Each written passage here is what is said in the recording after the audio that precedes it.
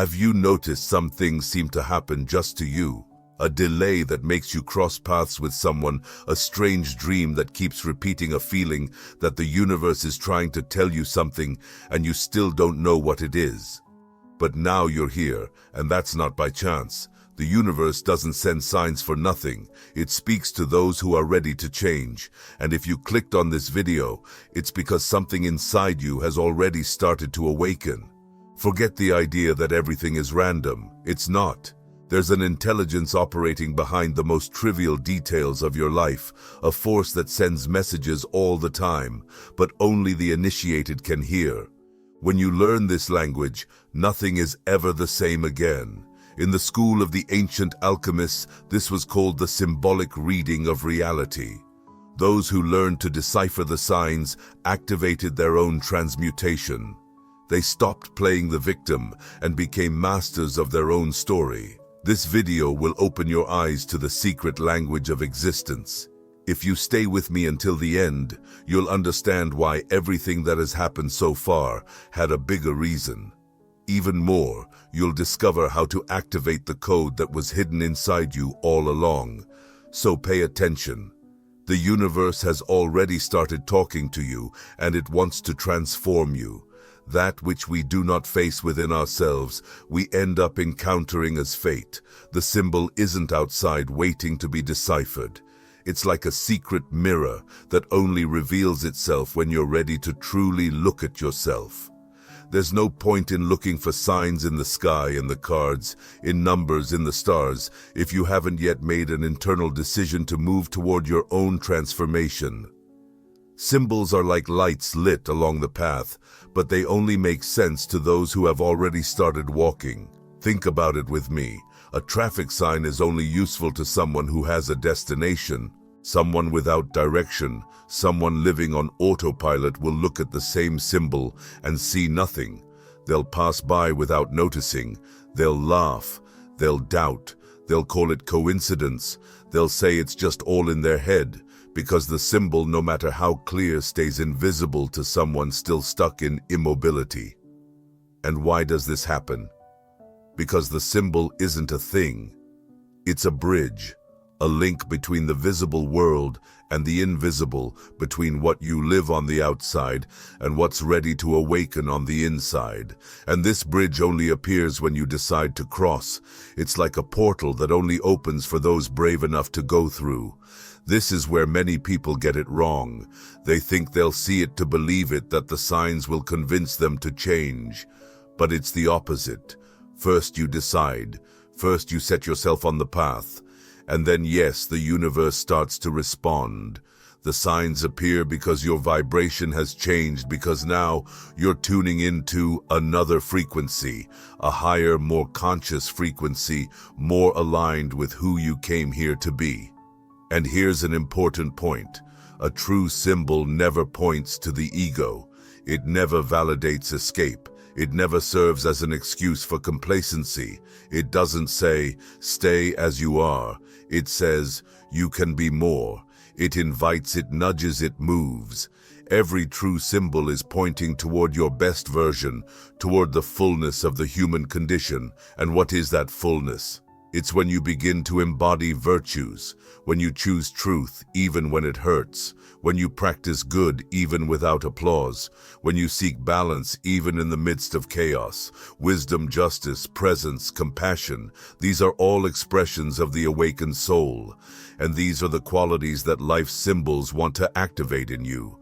That's why a symbol is not an easy answer. It's a deep proposal. It doesn't give you a shortcut. It shows you a path. And more than that, it reveals what's out of harmony within you. It shows you where you're still denying your own light. It illuminates the shadows you don't want to look at. It's like a magic mirror that says, you want to change the world around you? Start here inside. Because there's no symbol that can save someone who hasn't yet decided to save themselves. The universe can send 1,000 signs, but if you don't want to see, you won't see. You'll call it coincidence. You'll say it has nothing to do with you. You'll keep going on autopilot. That's why the symbolic language is reserved. It's not secret out of malice. It's veiled out of respect. Only those who have chosen to grow have the eyes to see it.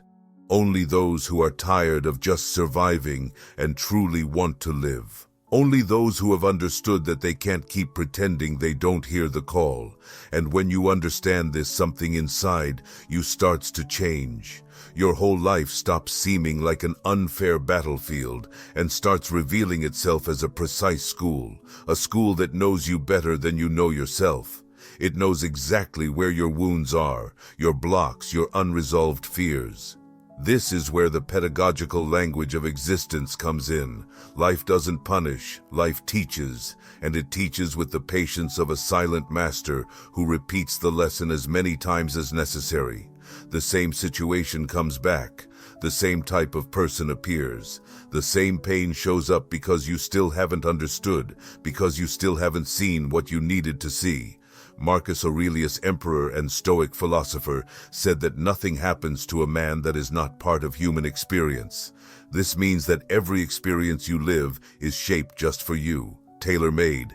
It didn't come by mistake. It came because you, on some deep level, attracted it. Not out of guilt, but out of a need for growth. It's as if you came into this world with a secret curriculum, a soul program, a set of experiences that your consciousness asked for before incarnating. You came with specific points to develop: patience, courage, detachment, self-love, self-responsibility, and every scene in your life is built around these invisible goals. When you complain about something that keeps happening to you, maybe you don't realize that it's not life chasing you, it's life teaching you, and it insists because it loves. It doesn't punish you, it shapes you, but it won't stop the lesson until you show you've learned. This might seem harsh at first, but it's liberating, because when you realize this, you stop feeling at the mercy of the world. You take the reins of your inner journey. You look at a frustration, a rejection, a loss, and instead of asking, "Why is this happening to me?" you start asking, "What is this trying to show me?" And that's when life changes its tone, because now you're no longer in the role of the victim. You're in the role of the awakened learner. And when that happens, the same events take on a different meaning. What used to be pain becomes a portal. What used to be confusion becomes a code. What used to be punishment becomes a healing tool. Nothing that comes to you comes by chance. And if it comes, it's because there's something to be revealed. But there's more. Because when you ignore the first lesson, when you pretend it's not about you, when you refuse to look deeply, life turns up the volume. And what was once a whisper becomes a scream. It's what many call the shake-up of destiny, that extreme situation that forces you to stop. The illness, the breakup, the bankruptcy, the emotional crisis. None of this comes out of nowhere. These are marked cards from a higher pedagogy that you didn't want to read in the first class. It's life saying, "The time has come. Now you need to see." And this isn't punishment. This is a call for you to wake up from the anesthesia, for you to break out of the numbness of autopilot. Because if you didn't listen to the signal, life will knock at the door. If you didn't open, it'll knock harder. And if even then you pretend you didn't hear, it will break down the door. Synchronicity. When the universe shakes you by the shoulders, and when that scream from life finally hits you, it doesn't come disguised anymore. It comes straight, no sugarcoating. It shakes you by the shoulders and forces you to look. You might even try to ignore it, rationalize it, say it was just coincidence. But deep down, something inside you knows that was for you. That was a sign. It was the universe saying, "Wake up." Now that's exactly where the phenomenon of synchronicity is born. Carl Jung called it meaningful coincidence, an experience where two or more events connect so precisely, so specifically, that logical explanation just can't cover it. There's no apparent cause between the parts, but there's meaning. There's a message, and you feel it in your body. It's like time stops for a moment and says, "Look at this closely."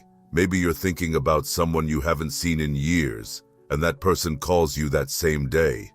Maybe you're unsure about a choice, and suddenly you hear someone saying exactly what you needed to hear, out of nowhere on the street. Maybe you're lost and a song, a phrase, a butterfly, a repeated number, a word in a randomly opened book gives you exactly the answer you couldn't find on your own. There's no way to explain it, but you know it touched you, that it was for you, that it was tailor-made. And this isn't delusion. It's not self-deception. It's not superstition. This is synchronicity. And the more you awaken, the more it shows up. The universe starts talking to you on another frequency, as if it's saying, you're paying attention now. So let's deepen this dialogue because I have a lot to show you. But there's a detail almost nobody tells you. Synchronicity isn't just poetry. It's an urgent message. It shows up when you've taken too long to understand the subtle signs, when you've already ignored the slight discomfort, the recurring dreams, the internal warnings. It's when life realizes you need a stronger push because you're stuck at a point on the path where you shouldn't be anymore, and that's when coincidences become too powerful to be coincidences. In the book, The Alchemist by Paulo Coelho, Santiago starts noticing the signs of the universe when he decides to follow his dream. He meets people along the way who tell him exactly what he needs to hear. He witnesses events that prepare him for the next step, but everything only starts to happen when he makes the decision to act, to change, to obey the call. And when he hesitates, the universe sends new signs with more intensity, with more urgency, because that's what synchronicity is. It's the soul of the world trying to remind you of your purpose. Jung believed that the collective unconscious manifests through these events, that there's an invisible web connecting all things, and that when you align with your journey, that web starts responding to you. As if the universe conspires in favor of those who have finally begun to truly listen. Because when you start seeing these coincidences, a new level opens up. And this new level reveals to you a hidden pattern, a repetitive cycle that you need to break for real transformation to happen. And when that new level opens, what used to go unnoticed starts to shine with a different light. It's like your eyes shift focus, as if the ordinary reveals its true nature, sacred symbolic revealing. Life stops being just what happens outside and starts showing itself as a living language that manifests in the details. And if you pay attention, you'll notice it speaks all the time. It speaks in the pauses, in the simple objects, in the small scenes. No one notices. The universe doesn't always choose big events to communicate. Many times, it prefers the smallest ones. A glass that falls, a delay in transport, a flower growing through a cracked sidewalk, a storm at the exact moment your mind goes into turbulence, a puddle where you see yourself reflected without meaning to. Life's language is poetic but precise. It's symbolic but direct, and it's everywhere. There's an old teaching that says nature never wastes a moment.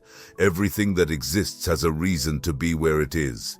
Every stone on the ground, every falling leaf, every sound of the wind, all of it carries a vibration that dialogues with the present moment. If you're attentive, you'll feel that something wants to be said, not with words, but with presence. I remember a real story, simple but powerful. A woman in a moment of doubt about her life goes out to the backyard after a heavy rain. She sees the water pulled into a corner, forming a dirty puddle that refuses to go down the drain. She tries to push it with the squeegee, but the water slips away, runs to the sides and returns to where it was. That's when she understands. The water is like her mind. If she doesn't guide it with intention, with direction, with clarity, her energy will flow to the lowest places. And that said everything about the moment she was living. It was life speaking through a puddle of water. How many times have you received messages like that and ignored them? A book that fell off the shelf, opening to a specific page. An animal that crossed your path at an important moment, a common object that suddenly seems to carry a much bigger meaning than it should. That's not superstition, that's symbolic language in action.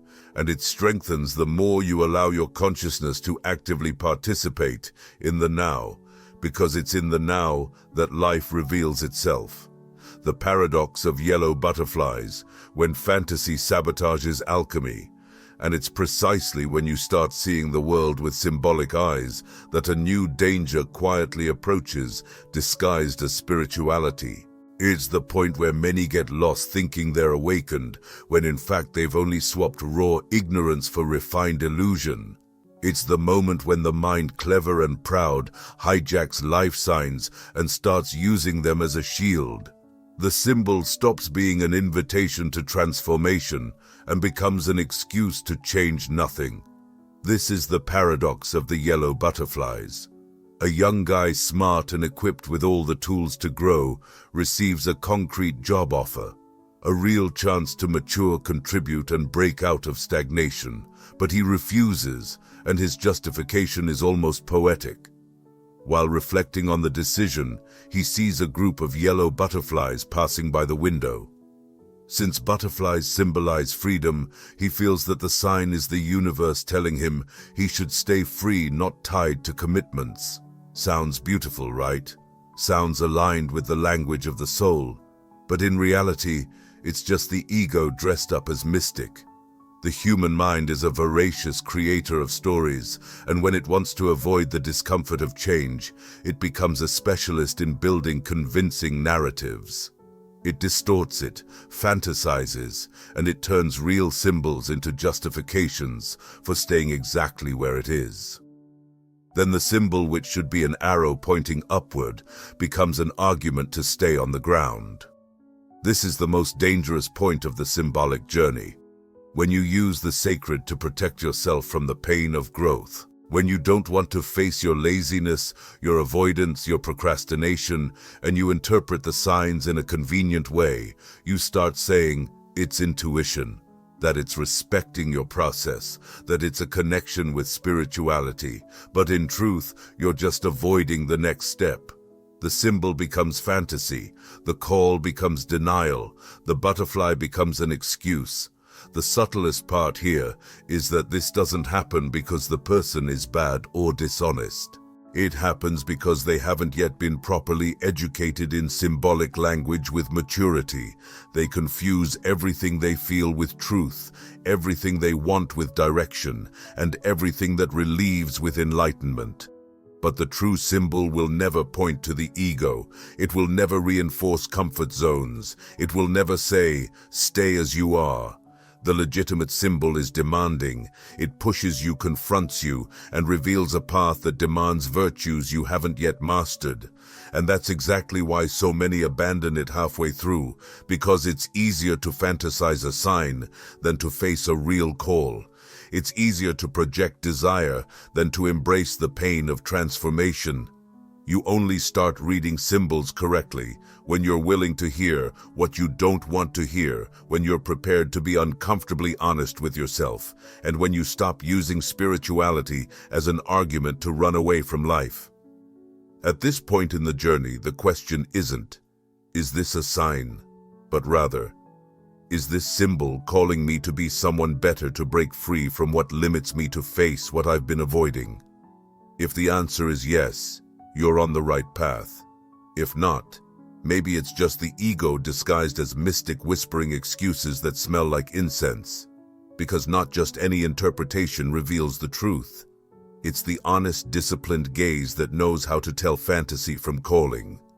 The butterfly may even pass by your window, but if it's serving to keep you where you are, it has stopped being a symbol. It's become a trap. And this is where many fall without realizing it. Because here comes the secret key of the alchemists, the criterion of the human ideal. Realizing that the true symbol always points to your elevation is already a sign that something is changing inside you. And it's at that moment, when you decide to really listen, that reality starts to show the difference between those who fulfill their role in the great cycle of life and those who live trying to manipulate the game. Nature never makes mistakes. It doesn't need approval, it doesn't seek validation, and it doesn't force time. It fulfills what it came to fulfill. No excuses, no detours, no self-deception. This is Dharma.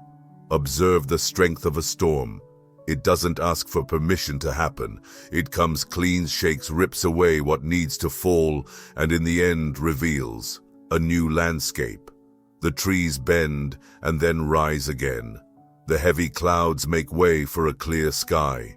Even in the midst of destruction, there's a beauty that can't be ignored, because nature, even when it roars, doesn't leave its center. It obeys the order of the cosmos. It follows the wisdom that came before us. It doesn't need to learn Dharma. It is Dharma in motion.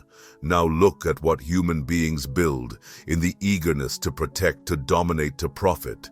They disconnect.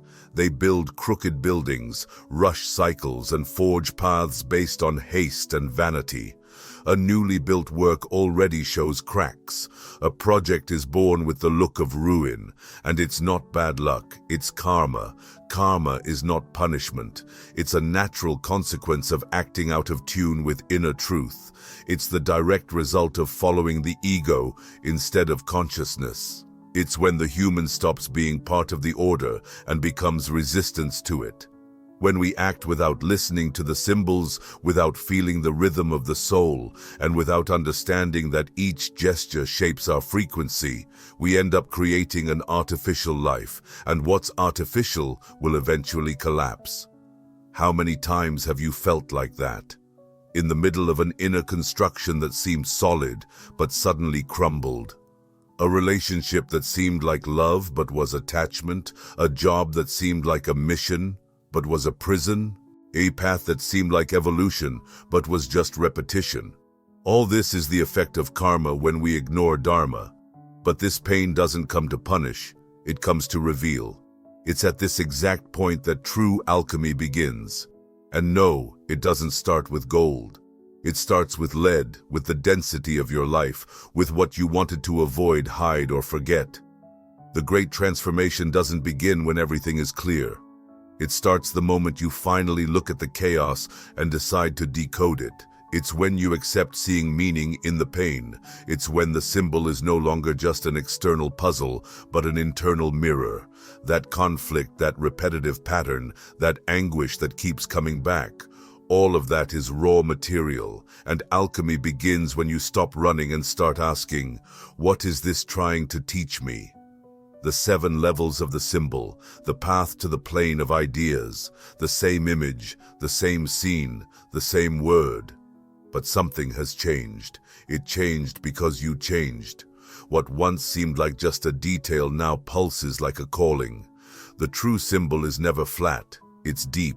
It's a staircase inside you, and Helena Blavatsky made this clear. Each symbol is a hidden dwelling with 7 doors, 7 levels of understanding, 7 layers of consciousness. Each one only reveals itself when you climb a step within yourself. It's not about interpreting with the mind, it's about accessing with your being. The symbol doesn't give you everything at once because it's pedagogical. It teaches as you become capable of understanding. A symbol that once seemed beautiful later confronts you. Later still it guides you, and at the right moment it heals you. It doesn't change. What changes is your vision.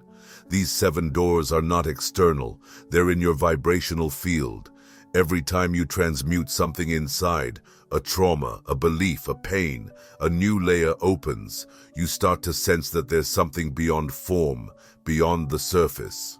And that perception doesn't come from the intellect but from the soul. It arrives like a deep silence, a light shiver, and I already knew that. That comes without words. The symbol speaks in a living language. It transforms in real time with your evolution. What was metaphor becomes instruction. What was a doubt becomes direction. And suddenly everything around you starts to organize symbolically. Life becomes an open book written in codes. But only those prepared can read it. Only those clean enough inside to not distort what they receive can access it. Because each symbolic layer is also a test. The first door shows what moves you emotionally, the second what challenges you, the third what demands action. From the fourth on, you begin to disappear as an ego and see the symbol as something that flows through you, something that transforms you even if you don't want it to, something that shows you that the meaning of life isn't in the answers but in the layers of presence you build with them. And when you finally cross the seventh door, not in a rush, not with pride, but with alchemical humility, the symbol no longer speaks to you. It inhabits you. It becomes you. It's no longer about decoding, it's about being. At that point, the true alchemist stops being a seeker of signs and becomes a sign. The work completes when you stop living, trying to interpret the world, and start being a presence that transforms the world just by existing. You don't force, you don't teach, you don't impose, you embody. And what is embodied vibrates, and what vibrates awakens. You become a living verb. Your voice shifts frequency. Your silence carries weight. Your actions start to align with what you are inside. You no longer need to convince anyone. Your life is the proof. Alchemy stops being a theory and becomes your way of breathing, walking, and touching others. Your existence becomes a mirror, and just by existing, you awaken those around you. This is the most hidden secret of the great work. It's not for you. It moves through you and it overflows. Alchemy doesn't want to make you special. It wants to make you a channel, a passage point between the invisible and the real, between what is above and what is here, between the idea and the action. When that happens, even your past suffering gains new value. You understand that every pain was a reagent, every mistake a furnace, every fall a fusion, and what's left is no longer ego. Its essence, its presence, its pure symbol vibrating in living flesh. And now that you've started to awaken this language, it's time to activate the next hidden code of inner alchemy. A code that can't be taught, only experienced. Click on the video on the screen. It has already revealed what the next step is. And if you've made it this far, it's because you're ready. If you felt that this video found you at the right moment, then tell me in the comments, what was the strongest sign the universe ever sent you? The one that marked you, woke you up, and made you look inside. I read them all, and you can be sure that sometimes your experience is what activates another person's awareness. Oh, and if you want to help this channel reach more seekers like you, there's a direct support link in the first pinned comment. Every contribution helps spread more light, more awareness, and more content like this out there. The universe has already spoken to you today. Now it's your turn to answer. Let's go together. And before you leave, pay attention. I've set aside a special video for you to take the next step on this journey. It's showing up on the screen now. It's the natural continuation of this awakening, and it could open doors you never imagined. Click there, and I'll see you on the other side.